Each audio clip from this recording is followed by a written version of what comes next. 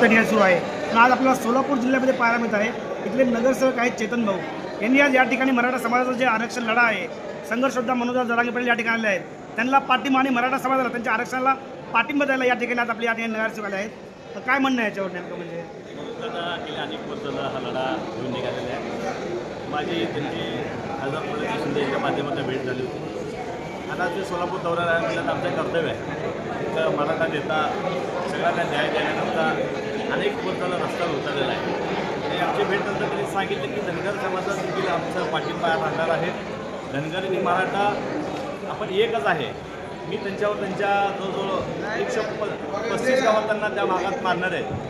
त्यापैकी बरेच गाव आहेत धनगराचे आहेत. ते मला स्वतः घेऊन मला त्या गावाने फिरले आहेत. आणि धनगर आणि मराठा एकच आहेत. तुमची मागणी जी आहे ती SCमध्ये तुमचा समावेश करण्याकरता धनगरांची अनेक वर्ष मागणी आहे. आणि म्हणजे मी तुमच्या लढ्यामध्ये उतरणार आहे.